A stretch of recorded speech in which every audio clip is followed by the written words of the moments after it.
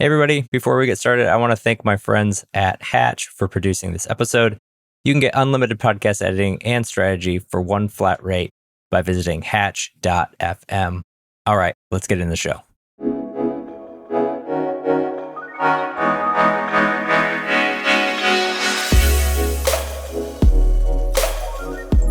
Welcome to Distribution First, the show where we flip content marketing on its head and focus on what happens after you hit publish. Each week, I share playbooks, motivations, stories, and strategies to help you repurpose and distribute your content because you deserve to get the most out of everything you create.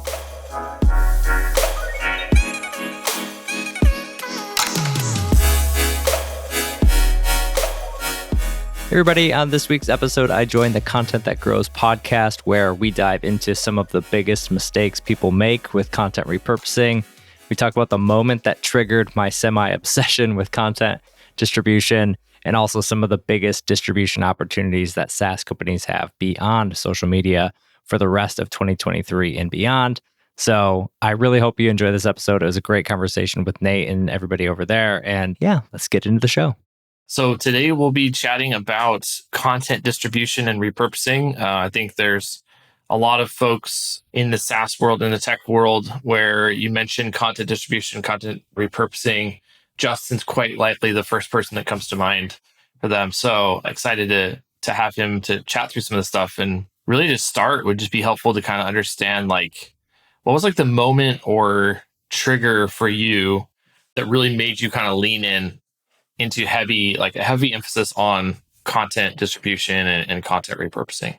I think the biggest thing for me was when I changed jobs. I went from a company where I was running content and had a whole content team of probably close to 10 people just on the content team, and then moved to a high growth SaaS startup where we had a marketing team and I was marketer number 3. And so, our whole marketing team was a third of what my content team was. And just coming in, trying to get my feet set, trying to like figure out how to run an effective content strategy with less people, less resource, how to do that, what are the best ways. And that's really through kind of sheer brute force, but also necessity came in the idea of like repurposing distribution and just saying, I can't manage the current workload that you all were handling because it was insane. Like, let's cut back on some of that, but spread it out and figure out how, what's the ROI on these things. A lot of those things triggered back in my head even years ago, just in terms of like, man, we're creating a lot of content. What's the ROI, especially if it isn't ranking on Google? Like, that was the way of measuring content success for years was keywords, not impressions, but like sessions up and to the right growing over time. Yep. And so when you come into a high growth startup, especially where SEO isn't maybe the play, or they're still trying to figure out what things they're trying to go after, how do you still do content successfully? And so that's where we really leaned on to things like social and email and building those things out. Yeah, I love that. I think that's, one of the good things having, especially on the consulting side, having worked with both funded companies and bootstrapped companies, is the bootstrapped companies tend to not lose that sense of like scrappiness and, find a way, and like bandwidth constraints sort of force some creativity and whatnot. And so, and that can certainly exist in funded companies too. But I think that makes sense. That's kind of where that came from for you, was sort of that shift in the staff and the size, but wanting to have the big impact. So what were some of the things you mentioned social, email, but like what'd you start doing first to really kind of test it out and gain some traction? Yeah, literally the first thing I did when I joined was I started looking at the sort of twofold new content that was being created, within the last month or so that I got there, because that was stuff that was top of mind for them. But then also looking back at the top performing content over, the last year or so. And so taking those two buckets and then literally just started repurposing that content for LinkedIn and pulling out the best pieces and trying to create native versions of that content. So if we had different things on different topics, rather than trying to just throw a link out there and get people to click, because they had already had a decent following on LinkedIn. And so we kind of knew that was where we were going to be at from the social side. and just Yeah. figured out how to take that content and get it back out in front of that audience. Because again, it didn't take long to look through a GA graph and figure out like, oh, nobody's hitting this content through search. You throw it into SEMrush or to HA. Oh, no, nobody's Googling these things. And so these are ideas we need to get out into the marketplace. And so that was literally the first thing I did. I opened up a Google Doc. Anybody who kind of follows what I have, I call them distribution docs, but they're so simple. But it's just like literally one screen has the blog content, another screen has a distribution doc set up. And I just started creating that content, going back and forth, and then working with our social manager to get that stuff scheduled out. And then from there, learning, seeing what's working, what's not, and then building it up from there. Yep. Yeah, that's great. And you mentioned a couple of times of like, there's not the organic traffic there and you need to do something. But I think there's a lot of value in doing it, even if you do have a ton of organic traffic.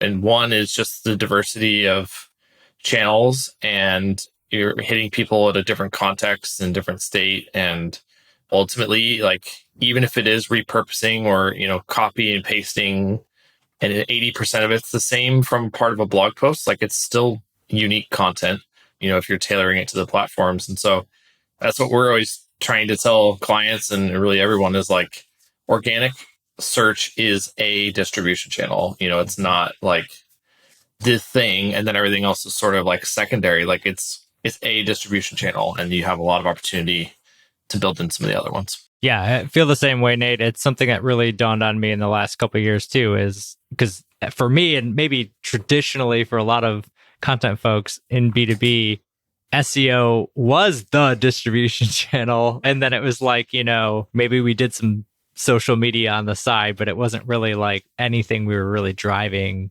traffic to. Our traffic driver was really SEO and trying to do that. So I think that is a shift, and that was definitely a shift in my mind, and probably a shift in a lot of people's mind too, is, oh, it's just in the list of other distribution. It might be more effective for certain things, but it's just in the list of the other distribution channels. Yep, absolutely. So, I think a lot of people at this point probably understand, and even if they're just hearing about it right now as we're talking about it, it's a fairly easy concept to grasp at a high level, of like distributing your content, repurposing it, taking pieces and reformulating it for other channels. But what would you say are some of like biggest mistakes that you see marketers make around the actual execution of this? See both with prospects that I talk to or just people that I work with, is trying, even if they're not necessarily trying to do all the channels, there's this temptation to want to do a bunch of distribution means 5 things or 10 things. And I think the biggest hang up there is, in order to do distribution well, you have to know the distribution channels that you're using well. Yeah. And it sounds like such a duh thing to say, but if you want to succeed at Twitter, you have to put in the work on Twitter to know what works, what doesn't, what your audience likes. It's a grind. It can be a huge undertaking to try to make those things work. Simply posting on any given channel, it isn't going to cut it anymore. And having I mean, it sounds ridiculous, but I know companies who have handed, literally today in 2023, handing social media off to an intern or handing it off to, and it's like, that's fine, but those are the results you're going to have. You're going to have intern quality results on social when you could really build a system that takes advantage of those channels. And so, I think that's one of the biggest mistakes, is just understanding the channels and being focused and not trying to spread yourself too thin. Yeah, I think it's great advice. How do you feel then about some of the tools that are like, upload this one video or upload one thing and it like automatically repurposes, cuts it, and like posts it to like 10 or 15 different channels? Where does that sit for you? I mean, for the posting part, I'd be terrified of if it was just blindly like grabbing content and throwing. That sounds awful to me. I'm getting more comfortable with using tools to get me 60 to 80% there. I think that's one of the things that companies are wanting to do and individuals are wanting to do, is speed up the process of repurposing. And if you have something that's really good and solid, I have zero problems with that. That makes a ton of sense to be able to, chunk out the main ideas and those type of things. But I think we'll see, where this goes. But I still think at the end of the day, social media is social, and there is this sort of dynamic that makes it run. I mean, certainly a platform like LinkedIn in particular, which is a networking platform, you have to be active and engage and comment, and like there's an intrinsic value to being a participant in these channels, a little less so on something like YouTube or TikTok or something like that. But even so, you still need to know the nuance of the channel and understand what works and what doesn't. And if you're just posting and you're not actively every day in the weeds or have somebody who is, it's really hard to know what works. Like I was just working with a company and we were doing a 30-day kind of initial look at what's been working and what isn't on social. And just even within 30 days, you can start to figure out, oh, okay, this theme is really interesting to our audience. We posted about it half as much, but every time we did, the engagement was twice as high. So it's like, okay, that's a pretty good indicator. And again, it's maybe not perfection, but it's enough to say, okay, like next month, what happens if we double up our content on this particular theme that we were talking about? Yeah, and I would agree that I think that some of those tools are good for execution efficiency, but it, like you said, it sort of still comes down to like making sure you're good with what's going out on them, and then ultimately having a presence and engagement and everything else on those channels. So like just because it can publish to 15 or 10 channels in one click doesn't mean that you should. But if you are prepared and staffed and capable of engaging there and you know the nuances, then by all means. So yeah, I think that's great. Any other mistakes? I know you kind of mentioned the main one, but anything else that you see that you would want to note? Yeah, I think the main mistakes are, I mean, one of them, honestly, like with repurposing that I see is people just don't do it. They know they should like distribute and repurpose their content. And I have heard it so many times. It'd be funny to hear if you've heard this too, but it's like, it feels like it's cheating, or it feels like cheating in a bad way. Not like, oh, I got this cheat code, but like, oh, it feels like I'm cheating on, the person next to me's desk on their paper. It's like, no, like you created this content. Hopefully it's really good. Like you're actually doing your audience a disservice by not getting that back out there in front of them.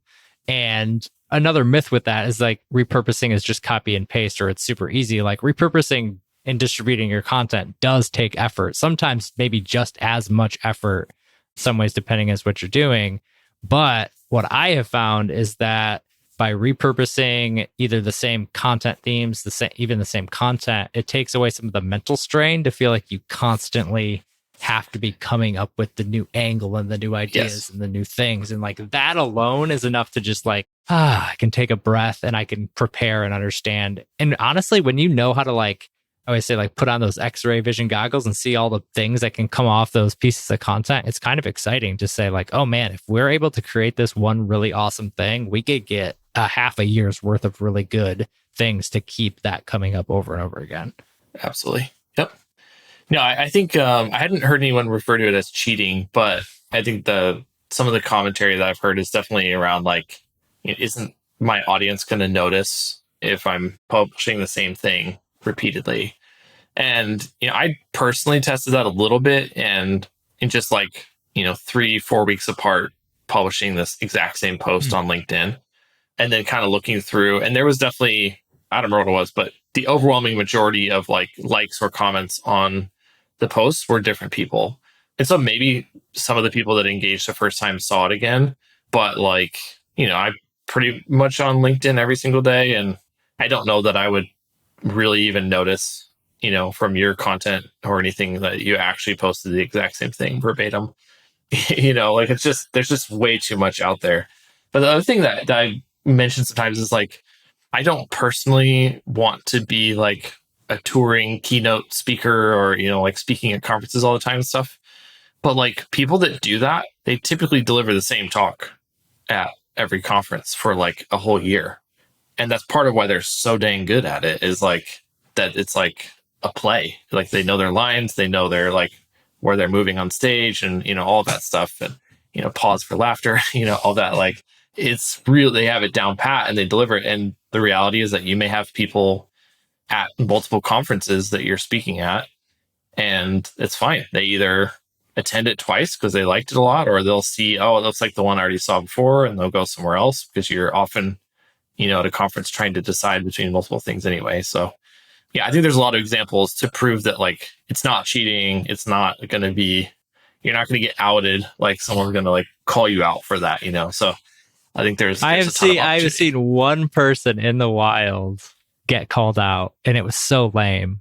It was Yeah. so lame. Like I felt worse for the person who was like, "You went on November 4th, and you already posted this." Like what? And it was like, man, that is so So like what? it Yeah. is so it's so much more on that person in the audience than it is on the person posting it. And I agree. I see the same thing and I say the same thing a lot. Like consistency matters. There's a reason why, like you said at the beginning, like for good or bad, like there's a reason why my name probably comes up one of the top 2 or 3 people when you talk about content repurposing and distribution, because I talk about it all the time and I talk about the different Exactly. aspects of it. And that is an opportunity for anybody and for any company to do the same thing. Like I can guarantee you, because I can show you what I did. It was not rocket science. It was Yeah. like consistency, staying on message, having something worth saying, like all those things over and over again. And because the other thing I think with that is people are scared that the audience will get bored, the audience will leave, they'll unsubscribe. And to be fair,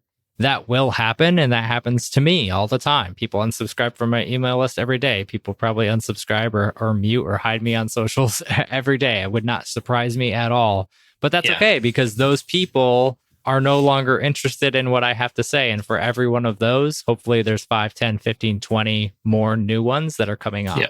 I love that. So, in your opinion, kind of shift gears a little bit, what would you say is the biggest value proposition regarding companies like repurposing their content?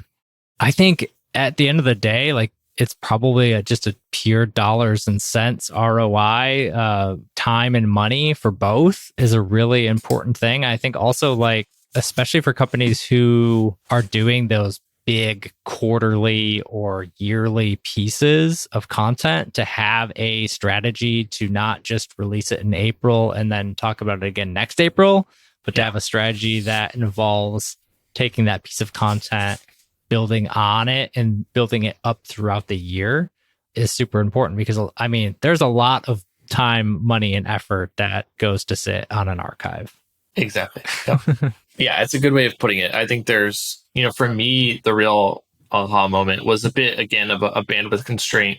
So it was a couple, I don't know, maybe like 18 months ago or so, we were just at a point where we were just really, with our team size and client load, like we were pretty full. And so like we weren't really creating new content. And I think we maybe had 10 posts on our blog. It was very, very early. And I wanted to just keep coming up with things to share on LinkedIn and educate. And so I just kept kind of going back to some of those posts that I'd written or someone else, and would just kind of like read through, and you realize like, after doing that over and over and sort of being forced to go back to the well because, you're not creating anything new, that you start to realize how much life you can still get out of that post. That's not just like, resharing the entire post, but that one image works well. Do a single image post with some text, and then there's another one. And then you can do carousel, and you can do a roundup of the high level points, and you can go deep on another point. And like, not obviously not telling you anything you don't know, but for me, it was just, that's where it really kind of became like, wow, there's a ton here that otherwise just isn't getting seen, other than some of the organic traffic that we're getting.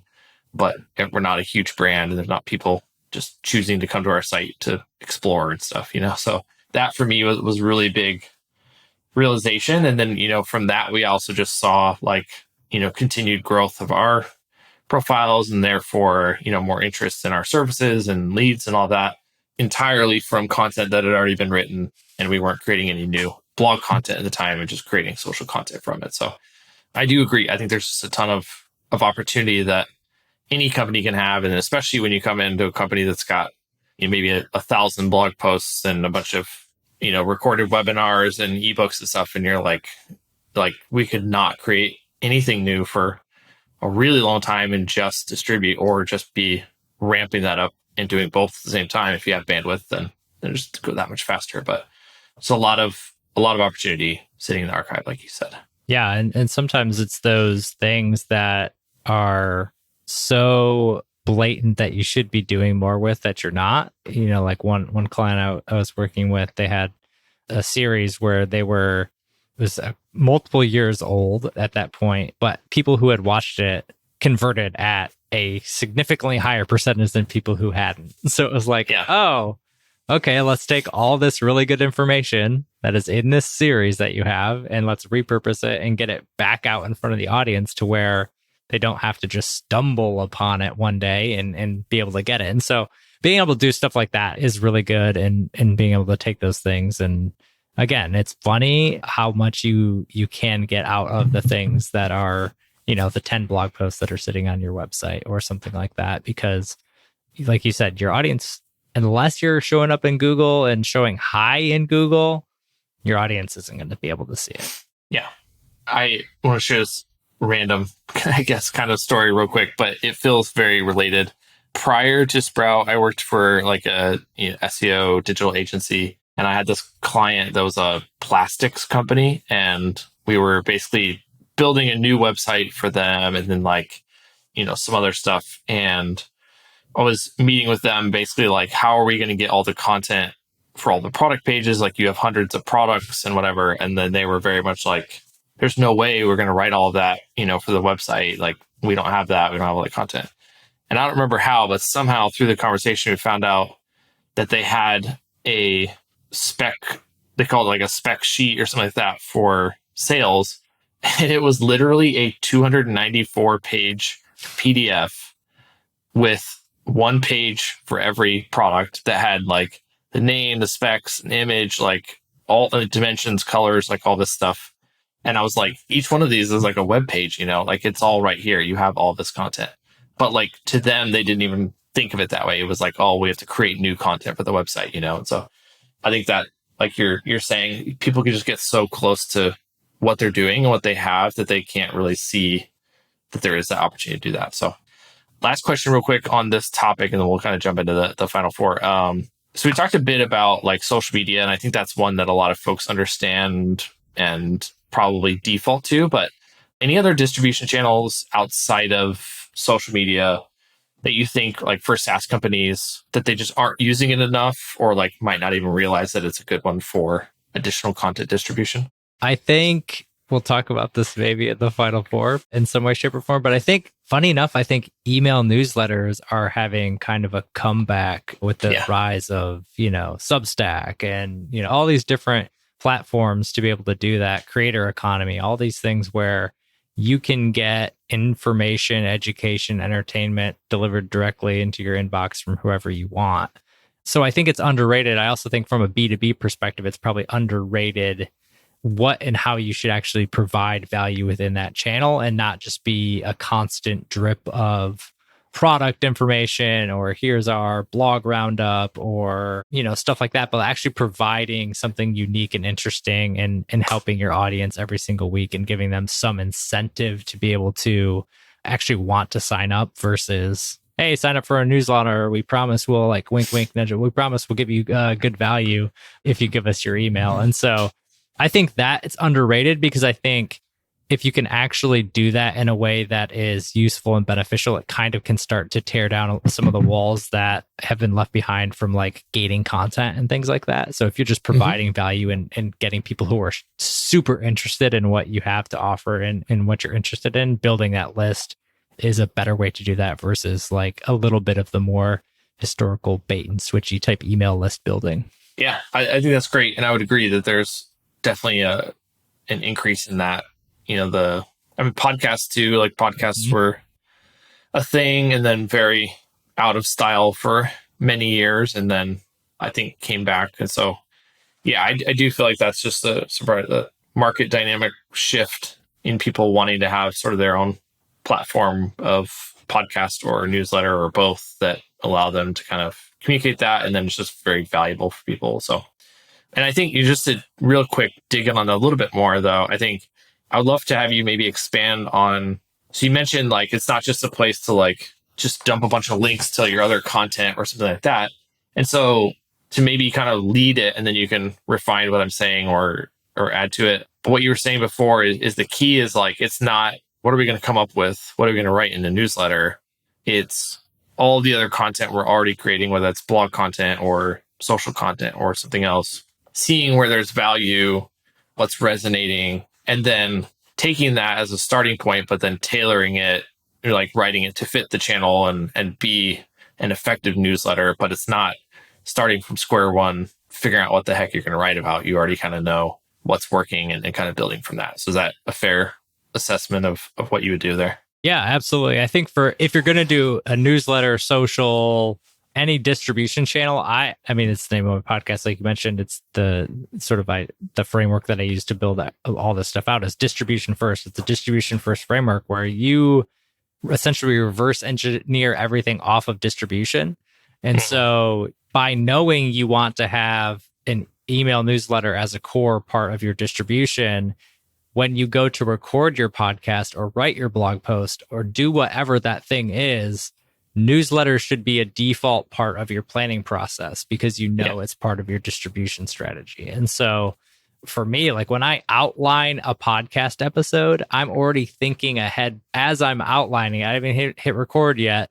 I'm already thinking about what section in here or what's interesting in here that could go in the newsletter.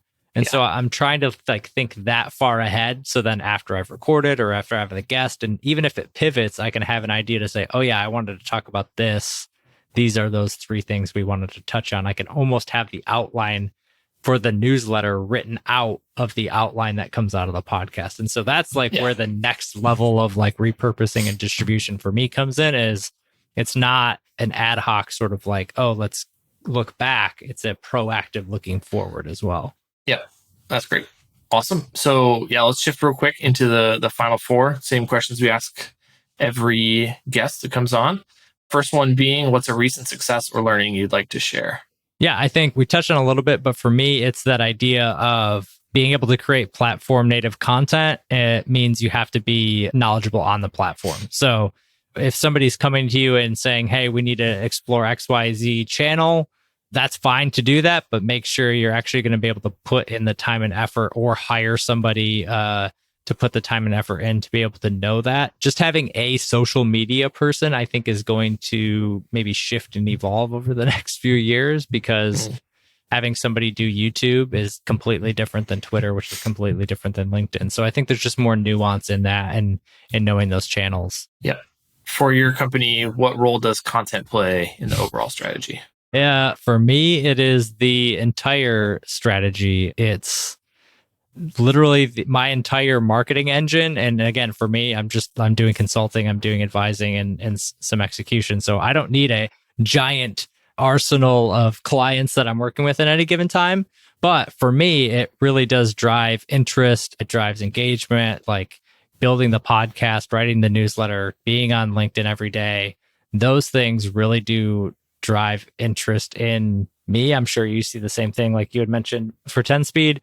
And so it's funny because moving away from working at a company and in a company, I can see all the things that are working that aren't easily measurable, like that DM from somebody who said, listen to the show, let's have a conversation, or, just these different things that come up that aren't tracked in a dashboard necessarily. And so I think being able to see those things run effectively for my company has been honestly key to then help the companies that I'm working with as well and see, okay, let's re-add those back into these clients and their companies and be able to help them see the same growth and be able to understand the mindset that can help them get there. How does your company define success for you and your team? Which is you. Which is me, yes. Yeah. You can answer it your way, or, if there's some clients you want to kind of talk how they, measure and define success. Yeah, it's different depending on the client, because for some people, it's like success equals getting a consistent system that they can execute on and not stress out. Right. that is success for some of them. Others are more advanced and they want a system that is going to be able to get them in front of their audience, get more out of the content they're doing, be able to show kind of like that repurposing multiplier to be able to see if we didn't repurpose this content, we are getting X. Now that we've repurposed it, we're seeing Y, and being able to track all those things. So just getting more, whether that's impressions, views, watch time, all that stuff, more bang for the content buck out of what they're creating. And some people, it's, hey, I mean, at the end of the day, right? Like, can we pay the bills? Are we making more money? Are we getting more clients? Are we getting more leads? Is this working? Yep. Is this not? At the end of the day, that's what it's going to come down to. All right. And last one, what's your least favorite marketing conversation happening on social channels right now and why? I thought about it and it was going to, I should just say AI because it's everywhere. And I'm like, if I have to hear another AI conversation, I'm going to go crazy just because it feels like everybody, it's just one of those things that caught on and is catching on and is trendy. And so everybody wants to talk about it. I will say that I think in general, anytime anybody says anything's dead, I kind of cringe a little bit because for the most part, things don't die. The classic Mark Twain quote, history doesn't repeat itself, but it often rhymes. I love that because I think it's so true. Like email, like we talked about, was a great example. Podcasts, like these things that sort of, they rise up, they fade away, and then they rise up again, or it rises up on a different platform, or these things just are cyclical, and history does tend to rhyme with itself. And so I would say that my least favorite marketing conversation right now is AI and how all the things that's going to happen. I think there's a lot of pontificating on what could happen, and to be honest, we just don't know. And so I think like freaking out or worrying about it at this point is more stressful than it probably needs to be. Yep. I'm with you. Cool. This has been awesome. Before we kind of wrap up, anything else, on the topic of content distribution, content repurposing that we didn't cover that you'd like to speak to? I would just say start small and start doing it. Like, it's not difficult. It's not hard. Pick a channel that you want to start repurposing on, pick a couple themes, go look at your top content, figure out what you want to be able to repurpose that into some different formats, and just start. And I think to your point, like when you're forced to start and you're forced to figure out how to do some of those things, for me, one of the things I did when I was at TechSmith was we took a 10-week sprint where we didn't create anything new as a team. And we said, we're only going to take our stuff and we're going to update our old blog posts. We're going to do, repurpose some of the other things. And it was amazing to see the progress we made because we, did things like added CTAs to our blogs and updated content, improved the rankings, worked with social to understand what our top content even was. Like all of those things that can make really big impacts. And so I would just say, don't be afraid to start. Start small and look at what's working now and just try to do more of that.